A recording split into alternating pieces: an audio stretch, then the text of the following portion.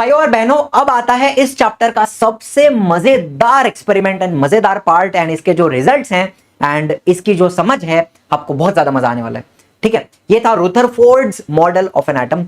ई Rutherford, कहां गए ई Rutherford भाई साहब? हाँ, ई मतलब अर्नेस्ट, इनका नाम था अर्नेस्ट, अर्नेस्ट रुथरफोर्ड साहब, सर अर्नेस्ट रुथरफोर्ड।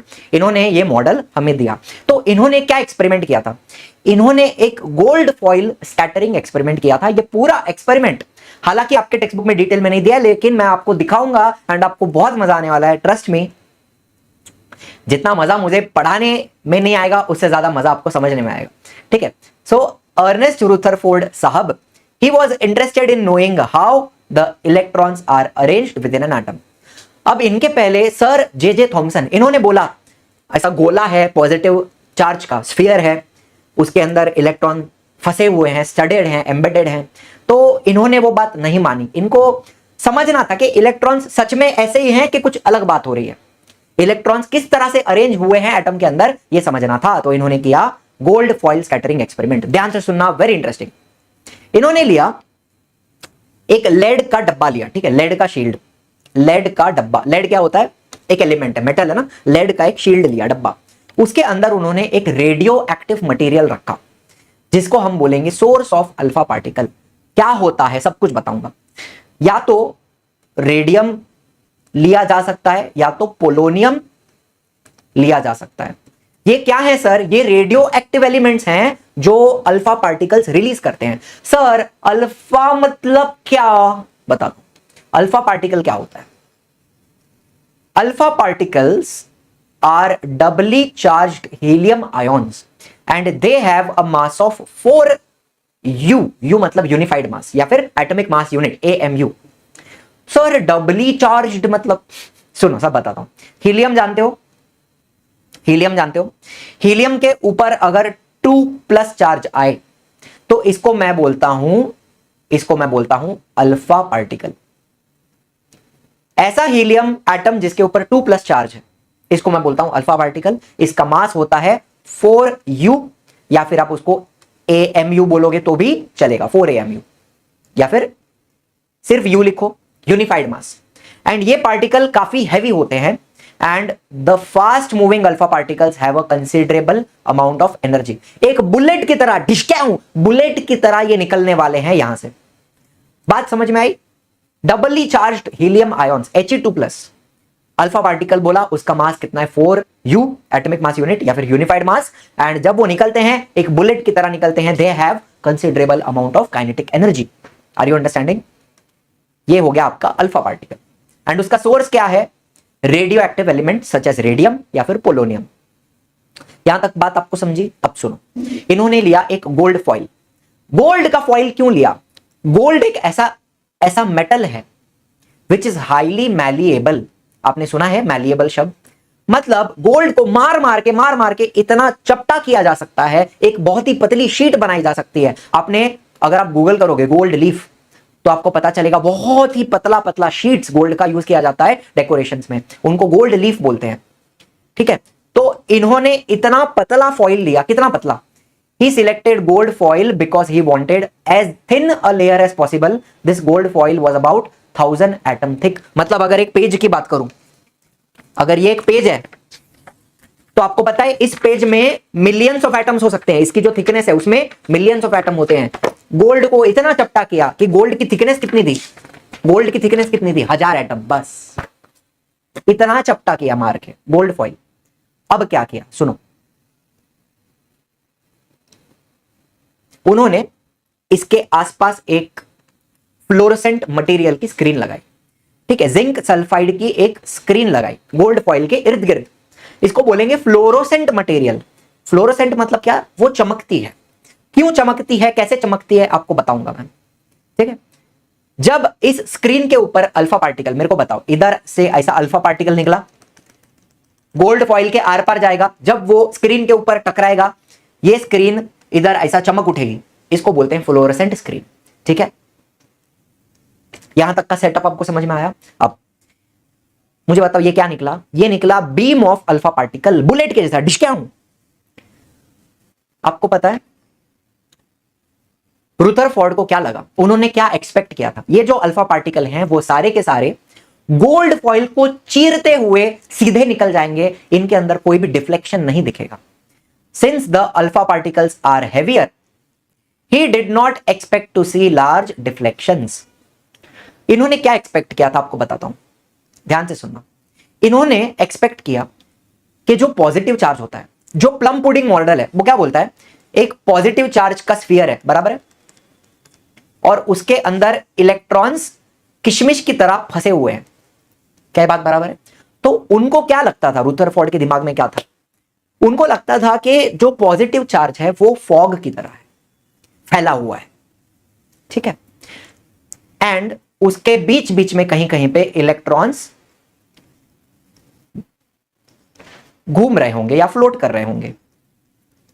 तो इनको क्या लगता था, पॉजिटिव चार्ज नरम होता है, डिफ्यूज्ड होता है, स्प्रेड आउट होता है, ठीक है, ज्यादा उसके वजह से जो हमारा अल्फा पार्टिकल है उसको कोई ठहराव नहीं मिलेगा। तो अगर अल्फा पार्टिकल बुलेट की तरह निकल रहा है तो वो इस कोहरे को, ये जो फॉग है, पॉजिटिव चार्ज का फॉग है, उसको चीरते हुए चला जाएगा। अगर इलेक्ट्रॉन के आसपास वो अल्फा पार्टिकल आया तो अल्फा के ऊपर प्लस चार्ज है, इलेक्ट्रॉन के ऊपर माइनस चार्ज है, तो इनके अट्रैक्शन की वजह से कुछ डिफ्लेक्शन, कुछ डेविएशन दिख सकता है, अदरवाइज सारे के सारे अल्फा पार्टिकल चीरते हुए निकल जाएंगे। ये उन्होंने एक्सपेक्ट किया था। क्या आपको बात समझ रही है? लेकिन हुआ क्या, एक्सपेक्टेशन समझ गए, सारे के सारे पार्टिकल सीधे जाने चाहिए विथ मिनिमम डिफ्लेक्शंस, ये एक्सपेक्टेशन है। हुआ क्या, हुआ वही 99% most of the fast moving alpha particle passed straight through the gold foil. दिख रहा है आपको, 99% पार्टिकल सीधे चले गए विदाउट एनी डिफ्लेक्शन। ठीक है, ये तो एक्सपेक्टेड था, रुदरफोर्ड भाई साहब खुश, सक्सेसफुल एक्सपेरिमेंट। लेकिन कुछ ऐसी बातें हुई जिन बातों ने सर को क्या बोलते हो, चकाचौंध कर दिया, शॉक कर दिया। क्या हुआ, कुछ पार्टिकल्स में डिफ्लेक्शन दिख रहे थे। Some of the alpha particles were deflected by the foil by small angle. थोड़े थोड़े डिफ्लेक्शन दिख रहे थे, ये भी उन्होंने एक्सेप्ट कर लिया। हाँ ठीक है, चलो थोड़ा थोड़ा हो रहा है, एक्सपेक्टेड है, इलेक्ट्रॉन के साथ कुछ हुआ होगा, कुछ इंटरेक्शन हुआ होगा अल्फा पार्टिकल का, एंड ये डिफ्लेक्शन छोटा मोटा एंगल का डिफ्लेक्शन दिख रहा है। यहां तक भी बात ठीक थी, लेकिन उन्होंने क्या ऑब्जर्व किया, some particles were deflected by large angles. ये एक्सपेक्टेड नहीं था, यहां हो गए हमारे साहब चकाचौंध, शॉक हो गए, लार्ज एंगल डिफ्लेक्शन। फिर बात खत्म नहीं हुई, कुछ पार्टिकल पीछे की तरफ भी डिफ्लेक्ट हो रहे हैं, आपको दिख रहा है, पीछे की तरफ आ रहे हैं, गोल्ड फॉइल से टकरा के वापस भी आ रहे थे। ये तो ज्यादा शॉकिंग बात है। एंड सबसे शॉकिंग बात, कुछ पार्टिकल्स रिटर्न आ रहे थे, पूरे के पूरे 180 डिग्री वापस आ रहे थे। Surprisingly 1 out of every 12,000 particle, 12,000 में से एक पार्टिकल अपियर्ड टू रिबाउंड, मतलब 180 डिग्री का रिटर्न। जैसे भेजा था ठुकरा के मेरा प्यार वापस आया, समझ रहे हो, जो भेजी थी दुआ आसमां से टकरा के फिर वापस आई, वैसी बात है। अल्फा पार्टिकल फेंक के मारा, रिटर्न आया 1 आउट ऑफ 12,000। इसका एक्सप्लेनेशन उनके पास नहीं था, उनको समझ में नहीं आया हो क्या रहा है। उन्होंने तो ऐसी बात कह दी मजाक मजाक में कि in the words of Rutherford, उन्होंने क्या बोला हंसते हंसते, this result was almost as incredible as if you fire a 15 inch shell at a piece of tissue paper. ये होता है 15 इंच का शेल, एक मिसाइल होती है, आपको पता है, आर्टिलरी गन्स होती है, ठीक है, टैंक जैसा गन्स होता है बड़ा बड़ा, उसमें ये बड़े बड़े 15 इंच के शेल्स, बड़े बड़े गोले हैं, या मिसाइल बोलो या व्हाटएवर। इनको आप एक टिश्यू पेपर पे फेंक के मारो और वो वापस आ रहे हैं। आपने 15 इंच का शेल टिश्यू पे मारा और वो वापस आया, ये वैसी बात हो गई, it comes back and hits you. मजेदार बात हो गई, मजाक की बात हो गई, ठीक है। सो फाइनली बहुत सोचने के बाद उन्होंने अपना रिजल्ट्स बताया कि क्या हुआ होगा। आइए समझते हैं। ये हैं गोल्ड के एटम्स, ध्यान से सुनिएगा, मजेदार बात है। ये हैं गोल्ड के एटम्स। क्या हुआ, ये अल्फा पार्टिकल आए, 99% अल्फा पार्टिकल सीधे सीधे आर पार चले गए। तो हमने क्या बोला, atom is mostly empty space. 99% particle as it is pass हो रहे हैं, मतलब एटम के अंदर बहुत सारी खाली जगह है, अल्फा पार्टिकल को पास होने दे रहा है। एम्प्टी स्पेस है बहुत सारी, पहली बात। फिर हमने बोला कि कुछ कुछ पार्टिकल डिफ्लेक्शन दिखा रहे थे, इस तरह से कुछ कुछ पार्टिकल डिफ्लेक्शन दिखा रहे थे। तो ये पार्टिकल किससे टकराया होगा? हमने बोला the positive charge of the atom occupies very little space. आपको पता है ये अल्फा पार्टिकल है, ये भी पॉजिटिव है, एंड प्रोटॉन्स भी पॉजिटिव होते हैं। तो रुदरफोर्ड भाई साहब ने क्या बोला कि जो प्रोटॉन्स हैं वो बहुत ही छोटी जगह ऑक्यूपाई करते हैं at the centre of the atom, and alpha particle उनसे टकरा के डिफ्लेक्ट हो रहे हैं। आपको पता है positive and positive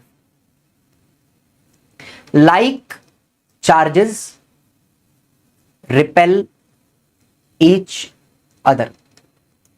alpha particle भी पॉजिटिव है, आपका प्रोटॉन भी पॉजिटिव है, तो उन दोनों के बीच में क्या दिखेगा? रिपल्शन दिखेगा ना। आप अगर मैग्नेट का दो पोल साउथ और साउथ सामने सामने ले आते हो तो क्या दिखता है आपको? आपको रिपल्शन दिखता है, वो एक दूसरे से दूर जाते हैं। तो कुछ इसी प्रकार से अल्फा पार्टिकल प्रोटॉन से टकराए होंगे, एंड जो पॉजिटिव चार्ज है, मतलब जो प्रोटॉन्स हैं, दे occupy a very little space in the middle of the atom. And एक और बात हमने क्या बोला, कुछ कुछ पार्टिकल लार्ज एंगल्स से, मतलब ऑलमोस्ट वापस आ रहे थे, रिबाउंड हो रहे थे। 1 आउट ऑफ 12,000 एटम्स या फिर alpha particles, 1 out of 12,000 alpha particle rebound हो रहा था। तो रुदरफोर्ड भाई साहब ने फाइनली क्या बोला कि all the positive charge and mass, मतलब सारे के सारे जो प्रोटॉन हैं और सारा का सारा जो मास है, it is concentrated in a very small volume with in the atom. And उस छोटे से पॉइंट को बोला गया न्यूक्लियस ऑफ द एटम।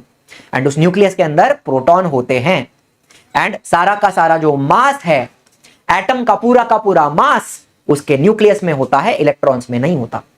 ऐसा रुदरफोर्ड भाई साहब ने बोला। क्या आपको बात समझ में आई? सारा का सारा पॉजिटिव चार्ज और mass, it is concentrated in the middle of the atom in a very small volume. Volume मतलब साइज, स्पेस, छोटी सी स्पेस में सारा का सारा मास और चार्ज कॉन्सेंट्रेटेड है, उसको न्यूक्लियस बोला। ठीक है, न्यूक्लियस कितना छोटा होता है?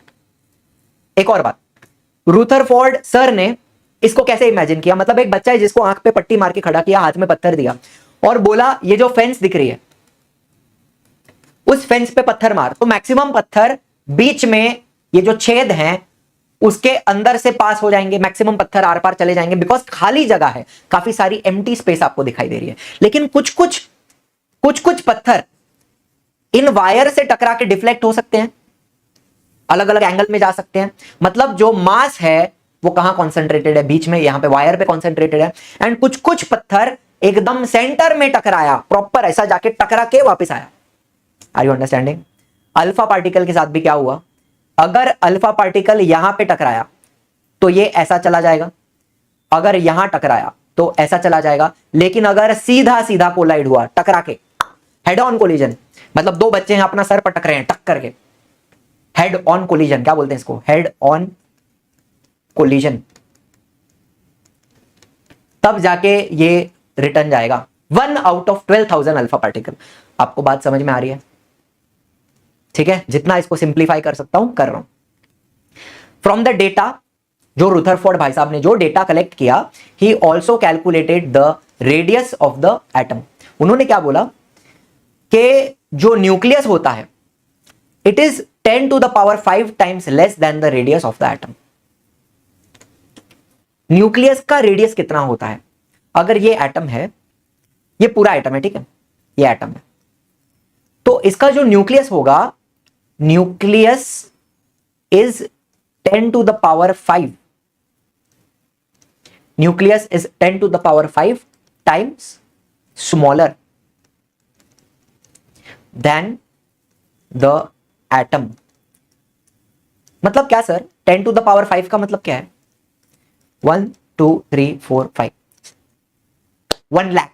Nucleus is 1 lakh times smaller than the atom. एक न्यूक्लियस जो होता है वो 1 लाख टाइम छोटा होता है एटम से। मतलब अगर ये एटम है तो इसका न्यूक्लियस इतना भी नहीं होगा, इससे भी छोटा होगा। आपको वो पॉइंट दिख रहा है? यहां पे जो मैंने पॉइंट बनाया, ये पॉइंट आपको दिख रहा है, इससे भी छोटा होगा इसका न्यूक्लियस। कितना छोटा, कितना छोटा बताता हूं। इमेजिन कीजिए एक क्रिकेट ग्राउंड में हुआ, और इस क्रिकेट ग्राउंड के बीच में यहां पे grain of sand, grain of sand, समझते हो क्या होता है ग्रेन ऑफ सैंड? रेती का एक कण, उससे भी छोटा हो सकता है न्यूक्लियस।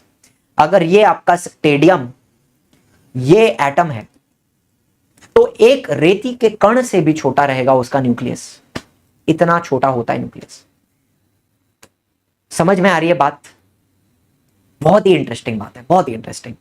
एंड उस छोटे से जगह में सारा का सारा मास कॉन्सेंट्रेटेड होता है। मतलब समझो ना, आपका एटम क्या है? एम्प्टी स्पेस है, कुछ नहीं है। न्यूक्लियस इतना सा है, बाकी सब क्या है? खाली जगह है। तो हम भी क्या है? खाली जगह है। सोचो इसके बारे में, think about it. You are made up of atoms, and if atoms are 99.9% empty space, what are you? You are also empty space. ठीक है। Rutherford put forward the nuclear model of atom. इस model को क्या बोलते हैं? Nuclear model. J Thomson के model को क्या बोलते थे? Plum pudding model. ठीक है। इस मॉडल को बोलते हैं न्यूक्लियर मॉडल। न्यूक्लियर क्यों बोलते हैं? बिकॉज इन्होंने पहली बार इस शब्द का इस्तेमाल किया, न्यूक्लियस का। यह शब्द पहली बार इन्होंने बताया। तो इन्होंने क्या बोला? There is a positively charged centre in an atom called the nucleus. नाम दिया nucleus, positively charged centre. Nearly all the mass of an atom resides in the nucleus. सारा का सारा मास कहां है? न्यूक्लियस के अंदर है। इलेक्ट्रॉन्स में मास नहीं होता, नेग्लिजिबल मास है, ऐसा मान के हम चलते हैं। ठीक। The electrons revolve around the nucleus in circular path. ऐसे गोल गोल पाथ में इलेक्ट्रॉन घूमते रहते हैं एटम के इर्द गिर्द। मतलब न्यूक्लियस के इर्द गिर्द, बीच में क्या है? न्यूक्लियस है। न्यूक्लियस के आसपास ये घूमते रहेंगे इस तरह सर्कुलर पाथ में, ऐसा इन्होंने बोला। ठीक है। The size of the nucleus is very small as compared to the size of the atom. How small? 10 to the power 5 times smaller. Nucleus कितना छोटा है? 10 to the power 5 times smaller than the radius of the atom. Cricket का ground लेंगे तो उसमें रेती के कण से भी छोटा है आपका न्यूक्लियस। ये बात समझ में आई? लेकिन कहानी खत्म नहीं हुई। There are drawbacks. ड्रॉबैक मतलब क्या? Limitations. Limitations of the Rutherford model of atom. ये मॉडल फेल क्यों हो गया? इतना अच्छा मॉडल बना के दिया, इतना अच्छा अच्छा बात बताया, न्यूक्लियस होता है, ऐसा होता है, लेकिन फिर भी ये मॉडल फेल हुआ। क्यों हुआ? लोगों ने क्या बोला? The revolution of electron in a circular orbit is not expected to be stable. मतलब क्या? यहां पे आपको दिख रहा है, मान लो ये बीच में ये न्यूक्लियस, और ये जो सर यहां पे आपको दिख रहे हैं मेरे पीछे, ये जो सर हैं, इन्होंने गोटियां लेके छोड़ी, तो ये गोटियां इलेक्ट्रॉन की तरह हैं। तो इन्होंने क्या बोला? घूमते घूमते घूमते ये इलेक्ट्रॉन्स एनर्जी लूज करेंगे एंड न्यूक्लियस के अंदर जाके धस जाएंगे, कोलैप्स हो जाएंगे न्यूक्लियस के अंदर। तो इनकी जो मूवमेंट है, इनका जो क्या बोलते हैं ऑर्बिट है, वो स्टेबल नहीं है। Any particle in a circular orbit will undergo acceleration. आपको दिख रहा है ये जो गोटियां घूम रही हैं, घूमते घूमते इनकी स्पीड बढ़ती है एंड ये धीरे धीरे सेंटर की तरफ जाते हैं। During acceleration these particles will radiate energy। मतलब क्या? they will lose energy। Electrons घूमते घूमते घूमते उनकी स्पीड बढ़ते बढ़ते they will lose energy and they will collapse in the center। thus the revolving electron would lose energy and finally fall into the nucleus। ऐसी बात लोगों ने बोली। बात आपको समझ में आई?